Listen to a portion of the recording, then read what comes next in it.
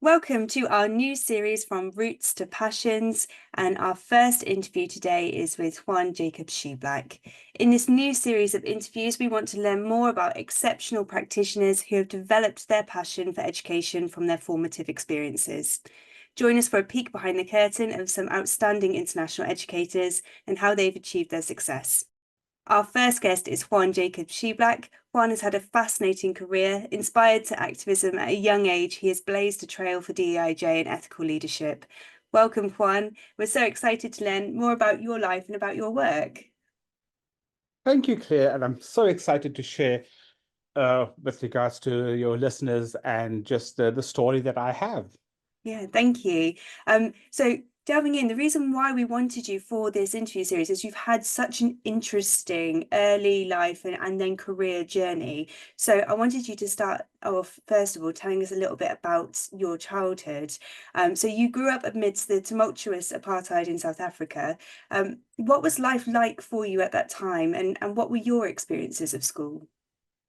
So it was interesting because remember, during the apartheid era, it was segregated schooling, right? Segregated suburbs, segregated schooling. And so we lived with community members that looked like us and were part of us, but we never went outside of our areas that were designated to us really. Interesting thing of my school that I was in Patterson High School in Port Elizabeth was that we had our school on one side, and then you had this deep valley with a road, and on the other side was this, for lack of a better word, white school. And so we could see the other school and we could see the resources, we could see the buildings and how their school functioned. And then you look at our school and we had facilities, but wasn't as effective as theirs. And you could see the stark difference between the communities also in terms of the houses and the housing on one side from where we came from. So definitely you saw the economic and poverty difference in terms of that. Yeah. And so, you're in grade 8 and you're starting high school in South Africa because we don't have middle school. And so you're at 13 years old, you are confronted by this reality. And so part of this is that we got involved in what we call the Student Representative Council, which is the SRC. And this was like the underground movement in terms of protesting and making sure that we are able to organize ourselves as an organization. So remember, there were no cell phones, there were no internet, there was no texting. And so it would be word of mouth, right? And so if you, for example, it was really interesting when you look at it today. So because Cape Town was then the hub of student activity in the Western Cape, what happened was that someone would travel anonymously throughout the country and stop and just say, hey, the protest will be on January the 15th. We'll have a stage walkout, right? Yeah. And so everything was kept quiet. We never shared with teachers because that would put their livelihood at stake. And so on the 15th of January, as a student body, we would stage a walkout and we would get up and the teachers wouldn't know what's happening. And you would walk onto the field, right? And then we would sing freedom songs, band freedom songs. Now, during that period, not being in class was illegal. You had to be in school. And so you were arrested if you're not. And so I remember my first protest, which was absolutely nerve-wracking. So we sat on this in the middle of the soccer field, sorry, the rugby field, and there were police. So you had the police, you had the riot, you had the dog squad, you had these big Caspers, these big trucks with water cannons. Wow. And so then what happened was that they shoot the tear gas. We would try to have wet cloth, and then they would send the dogs in to disperse the crowd. But what happened was that they would corner off each exit, so you couldn't go anywhere really, right? Right. And then you'd be arrested, you get thrown into a police van. And remember, you're 13 years old, right? So it's between 13 and 18-year-olds. Get thrown in a police van, a bunch of you get thrown in, you get driven to a police station that you Were, don't know. were you arrested yourself at that age? I was arrested 3 times Wow. for subversive activities against the government, as they called it then. Oh my Uh, gosh. And so you get sent off to a police station. You don't know where you are. You don't know which police station. Mm. You hear horror stories, right, of people who died and people who got tortured and all these things. And then your parents are running around trying to find you because they worried about you. Yeah. Uh, you get filmed, you get shoved into a cell, and maybe 24 hours, maybe 8 hours, maybe 6 hours, you get released Yeah. with dogs barking, people shouting at you. Your parents pick you up, and so your parents are totally terrified about you and your safety. And it's interesting because I don't think as a 13-year-old I had the capacity or I knew what danger I was putting myself in. That motivation of justice, Mm. having a just society, overrode that idea of safety. And incredible acts of bravery and to have the foresight as well that we're not going to tell the teachers about this because potentially that's going to put them at jeopardy. But and you did this 3 times. You went out repeatedly into these Yeah, protests, we went out to even be. knowing what the Yes. consequences would be. Yeah, Yes. Well, I think you know the consequence, but you don't process it, right? Because yeah, so you knew that we would have sit-ins where you sat within the school and you sang freedom songs. So it's that whole disruption. And so it was interesting because there were a lot of adults against that. Just yeah, like education is so important. My father was adamant about education as a tool of freedom, right? But there yes, was a stage where, yes, it is, and at the same time, right? yeah, And so for me, it's something always incredible when I think back at a bunch of teenagers or early teens who fundamentally believe that they could change a political system, yeah, yeah. right? That fundamental belief. And so that grounded me in my Mm. values and my belief system. Yeah. So you operate from, for me, for example, operate from that Yeah, platform. yeah. And incredible experiences that you've had. And were you knowingly inspired then by pacifism and non-violent resistance in your protests and what you were doing? Yeah. I think there's two things about that is that we were teenagers, so we the only platform we did have was pacifism. Yes. Right? The only peaceful protest in terms of that. That was our and that was our kind of like what we believed in. Mm, We couldn't any other way because you had the police with the guns and literally with the guns, the batons, what they call shambaks, which was this long thing that they would hit you yeah. with. They had yeah, so and tear gas and all these kind of things. Yeah. So you couldn't really resist violently. Yes. Yes. Really resist. And so uh yeah, that was our whole idea. And So the whole idea of civil disobedience and yeah. protesting, peaceful protest is really important Yeah. because you don't want to be the agitator. So Yes. peaceful protest and then understanding how discomfort can create change. Yes. That was Yeah. something early on and getting used to discomfort and us being in a state of discomfort when we protest also. Yeah. It's an interesting concept for me in terms of that. Yeah. I mean, the fact that these actions, that they were being aggressive and violent with you whilst you were peacefully protesting and you were as young as 13, children, that really does help then kind of create this, well, this is shocking, what is this behavior, why is there such fear around this idea of these protests and that reaction. It really does cause that discomfort, I think, for those who saw this outside of what was actually happening. Mm. And incredible actions at such a young age. So with these experiences then and this real kind of in personal sense of justice that's really seems to be kind of at your core. What inspired you then to teach? Was it this feeling of justice? So this going to be interesting. Okay. I'm called a reluctant teacher. And the reason why is that my sisters were all teachers.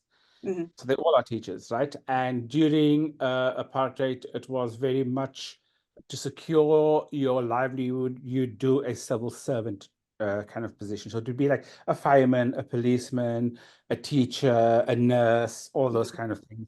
And for me, there was a part of me, I didn't want that. I didn't want that norm. And so I went to university and I did my undergrad in psychology, sociology, and philosophy. Mm-hmm.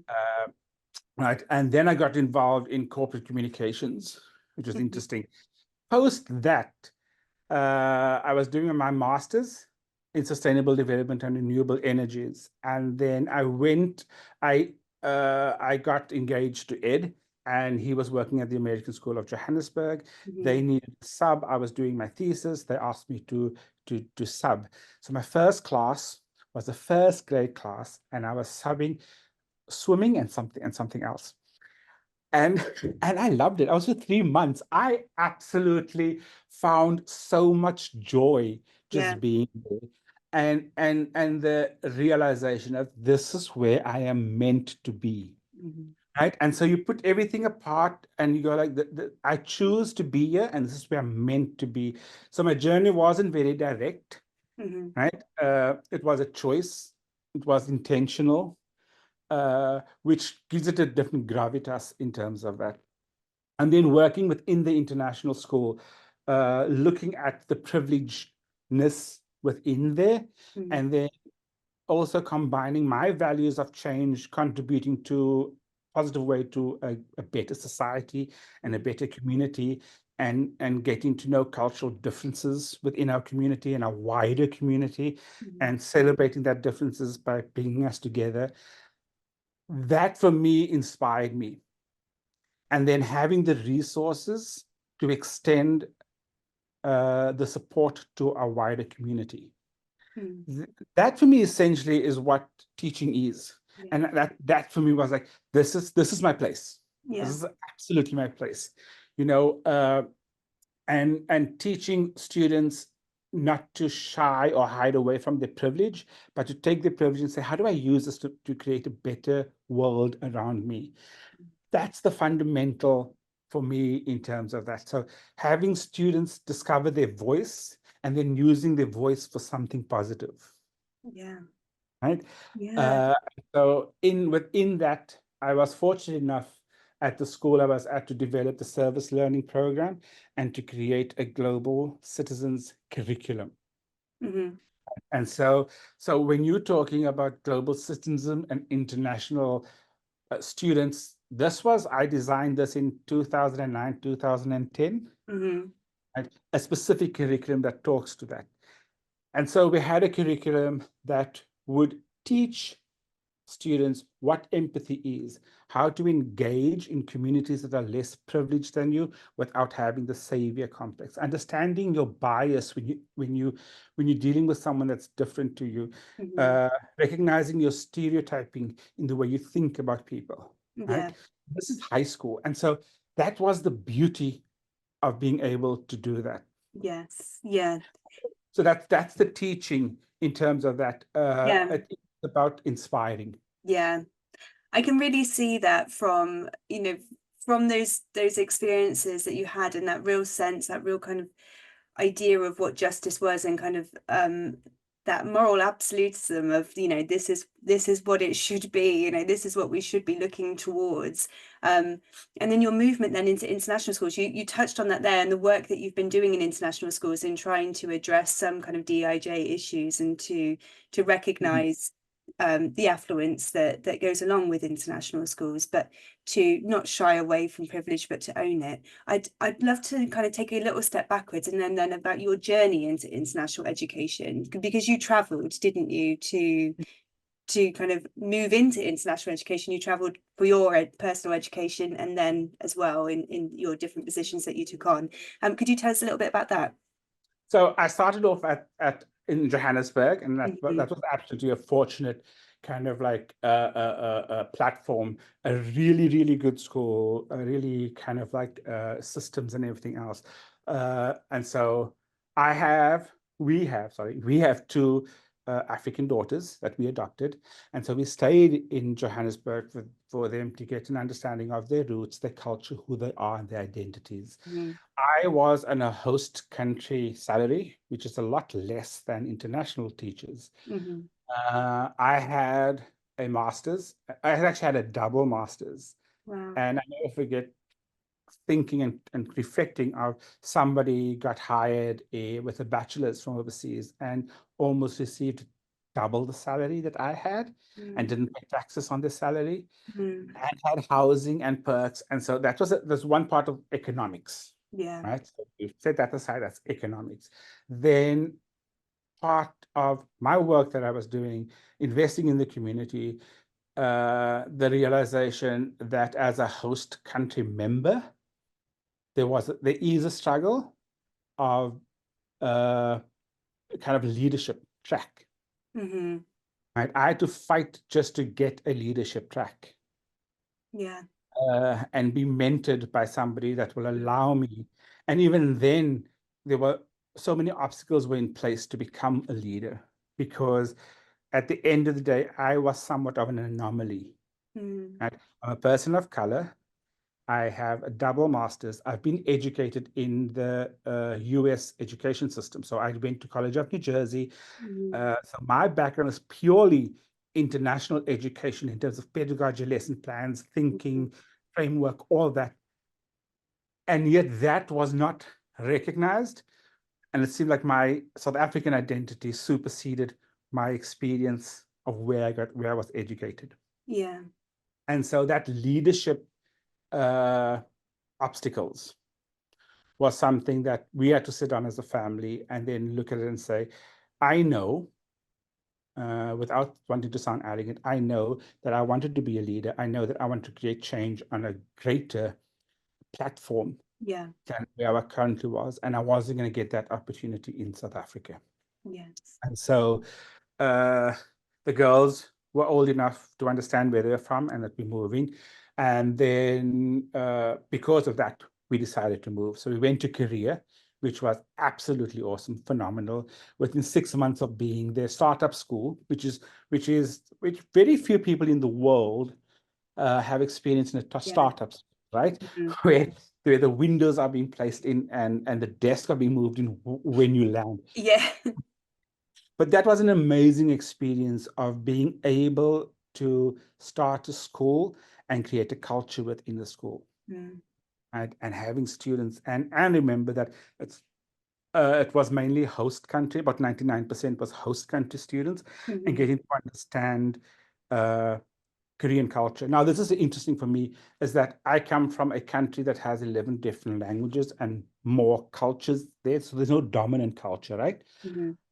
Walking into Korea was interesting for me to learn different cultures. It's part of, I think as a South African, it's part of your DNA. Mm-hmm. Right? And so you look at other people who struggle to understand a different culture because they walk in with their dominant culture and they're Mm-hmm. looking for products in the stores that reflect their culture. Yes. As a South African, I do not walk into a store going, where's the products that's from my home country? Mm-hmm. Because I assume that my culture and my eating habits and what I want will be available around the globe. Mm. There's no way, right? For South Africans who know what Mario biscuits is and Marmite, you can't find them all over the world. Yes. Right? And so that's that multiculturalism that comes in terms of that.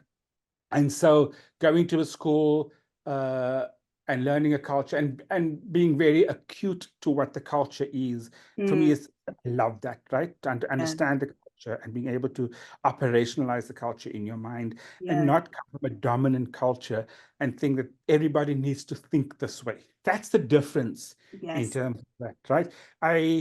For example, when I deal with students, especially when you deal with discipline, for example, Mm. right? We have a very Western-centric sometimes way of dealing with discipline. It Mm. needs to be linear. You need to tell me. Some people have a very Confucius way of approaching the way they tell a story. Some people have a non-linear way of telling what happened. You, as the adult in the room with those kids and from different cultures, you need to be able to coax them and understand, Yes. Yeah. rather than, you're not telling the truth. What happened there? No, there's a way of doing that. And so we had that. I mean, and at times, I remember somebody saying to me once from the marketing department from another school, who said, "Oh, we can't feature you in any of our publications because you're not what our community would like to see," which means I wasn't white, and I Yeah. wasn't thin and scrawny, the all-American look, which some people thought that sells, which is Yeah. interesting sometimes, because I looked in the culture that I was a part of, no one had a problem. No one in the community, no parents, no kids had a Mm. problem the color of my skin or the way I looked. And what you've just laid out there as well is the real value that you were bringing to this role as somebody who was easy to adapt to different cultures and to understand the students in that way as well. The fact that you have all of that experience, and all of that education behind you, the fact that it can be down to just what your picture looks like to be Yeah. the representative or not. It goes Uh, completely against the values and the cause of what the school should be looking to do. And that's the same thing with when I recruit and when I talk to people. It's interesting when I interview that I always say, I am not Western person of color. Mm. I'm not a Western brown person. Mm. I'm from Southern Africa. I have so many cultures that influence the way I think and Mm. understand the world around me. And I don't think that people quite understand that. Yeah.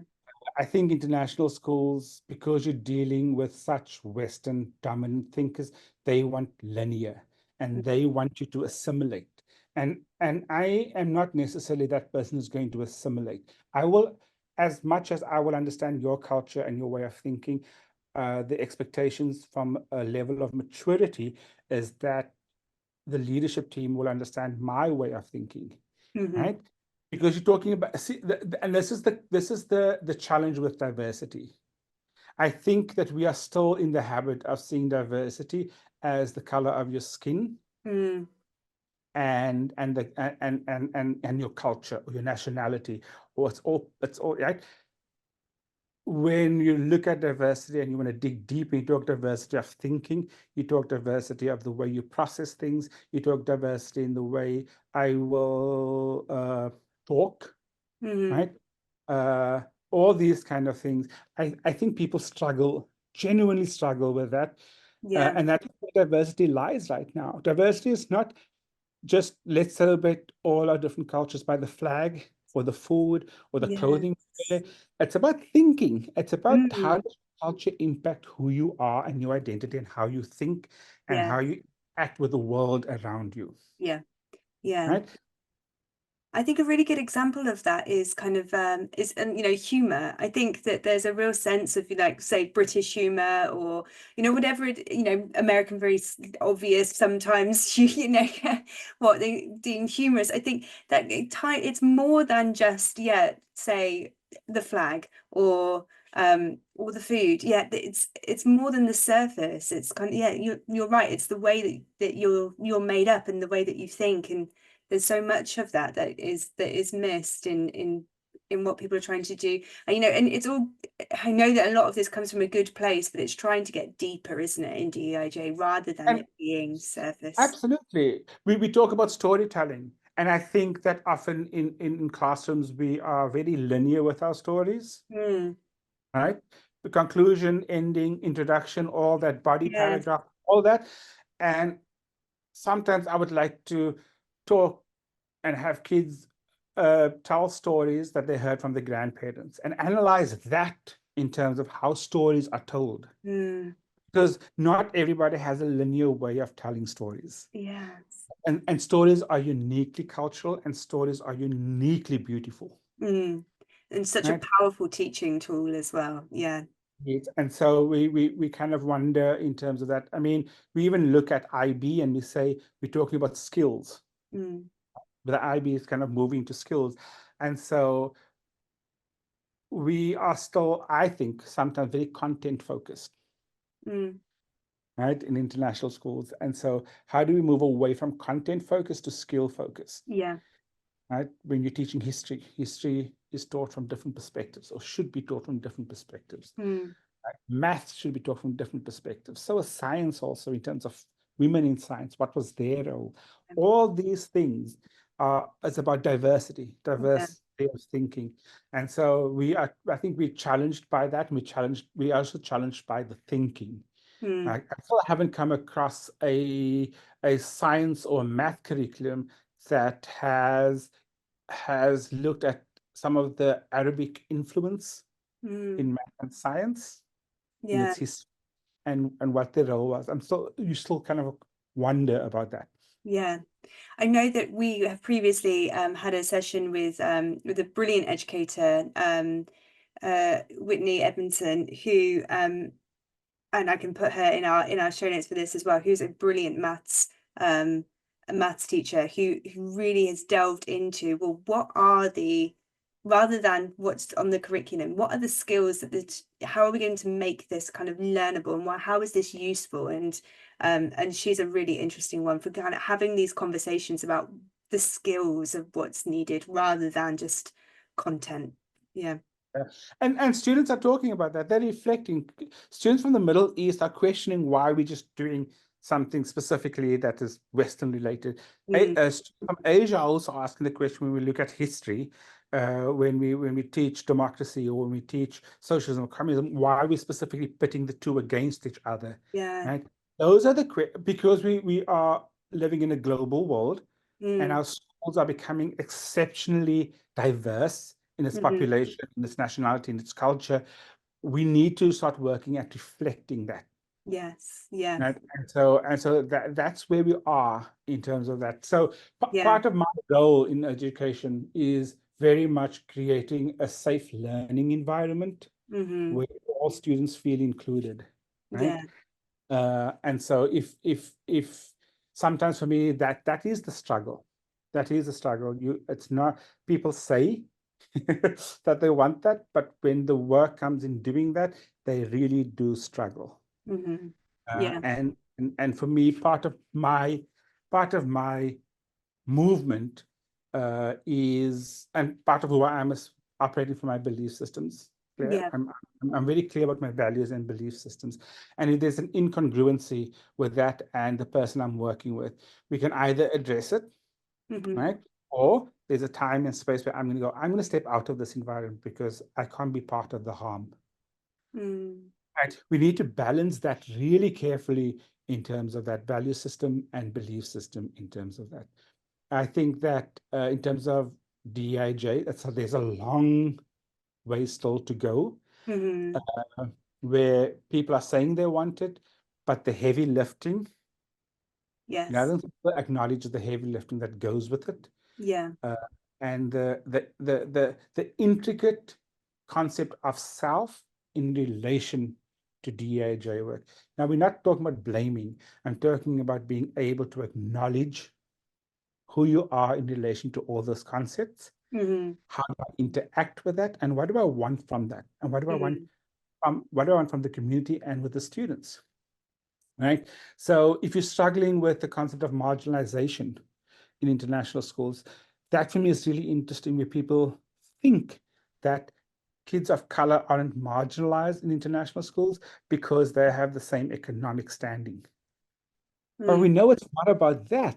Mm. It's about systems that are not designed for them. It's not about your economic standing. Mm. You would like to believe that all systems are equal for those students, but it's not, Yeah. right? You look at an admissions process. Mm. I always go to that in terms of, when you look at the admissions process, what is the standard? Is it a Western standard? Is it a North American standard? Right? That's the question I have. Number two, have you spoken to the different population groups within the school to Mm. see how culturally relevant and how culturally responsive our admissions process is? Mm. Now, when you do that, you're designing a system that's inclusive to everybody, Yeah. Yeah. other than having this gold standard that we don't quite know what it is. Yes.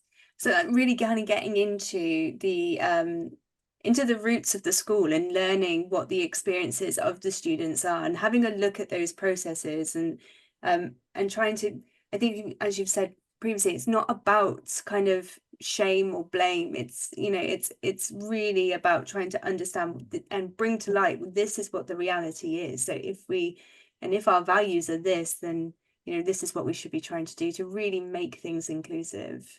Yeah. And that's it. I mean, it's and I appreciate you saying that, because that whole idea of values is really something that we need. It's not a task. It's not a checkbox, right? Mhm. Interesting how and I believe in measuring. Absolutely, we're not saying don't measure, but how do you measure culture? How Yeah. do you measure values? How do you measure belief systems? Mm. Unless you have a metric system in terms of that, you can't say that we spent the year giving workshops and presentations on culture. Tick, it's done. Mm. You know, what do you measure that by in terms of, right? So when you look at DEIJ work, and this is where sometimes the challenge lies, look at DEIJ work, right? Mm. And and then you ask people, for example, do you feel included? And so people are, no, but we need to be specific. That's a basic question. Yeah. Do students feel included in their school? Mm-hmm. You know, those are the things that are indicators when you have Yeah. conversations in DEIJ work. And sometimes schools are hesitant around that Mm-hmm. because they've done the work for a year. And so therefore, you know, everybody's included. Yeah. Yeah. We had somebody come talk to us about identity harm. Therefore, it's done. You know, Yeah. it's more than that. Yeah. It's asking those questions post that. Mm-hmm.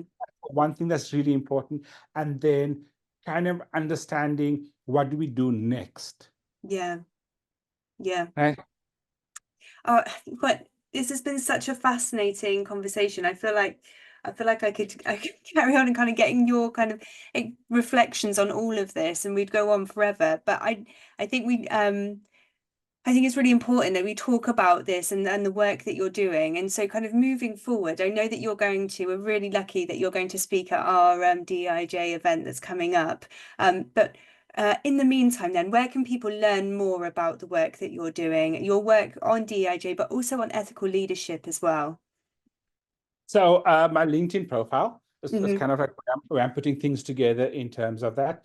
I'm busy working in creating that. So I'm for example doing with another school with booths on anti-racism work in Hmm. terms of what does it look like. I had the fortunate position of co-authoring a reporting tool at a school that I've been at. And so that experience of understanding how to bring student voice, teacher voice, community voice, a leadership voice in developing a reporting tool for identity harm is Hmm. something absolutely invaluable, because that is where it lies, to understand if there's injustices, or is inclusion, do we understand diversity, do we understand equity. It's in those reporting tools that students use in everyday life. Mm. I'm busy right now in terms of creating a framework. So I I have been, I've gone and I've looked at different ethics workshops for Mm. leadership in schools, which are wonderful and amazing. And I do think there is definitely a lack of understanding ethics in relation to DEIJ. Mm. And so looking at the different types of ethics and how that role kind of like links and aligns to DEIJ work, Yeah. and sometimes how those conflicting ethics compete with each other within that.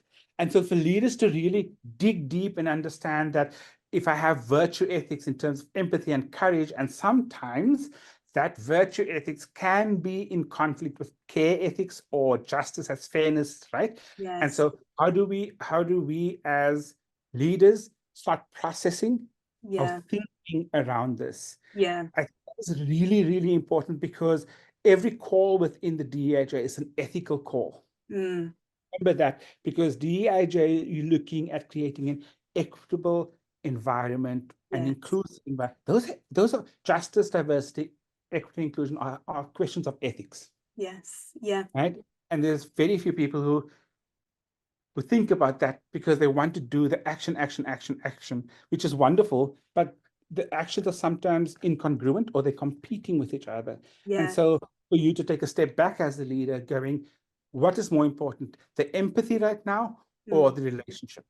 Which one do we work with? The interdependence of the way the system works, or do we want to look at the consequentialism, like what is the outcome of that? To really unpack your thinking and help your organization unpack and your team to unpack the thinking, rather than just saying this is easier, we can do this, or this is difficult, let's put it down there. It's really kind of like laying out and mapping out your thinking process.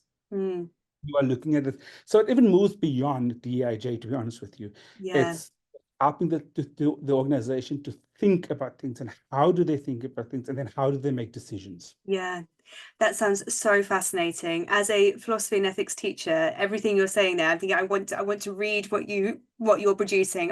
You know, that marrying up of those different ethical approaches, so important, and how you come up with those systems to do that yeah, I think that would make for such an interesting paper. So please do keep us updated with that work. Thank you, Juan, for your time. Thank you so much. And you'll find Juan at our next event as well. And all the information about things we've spoken about today, we will include as well in the show notes. Thank you, Juan. Thank you so much, Claire. I appreciate your time.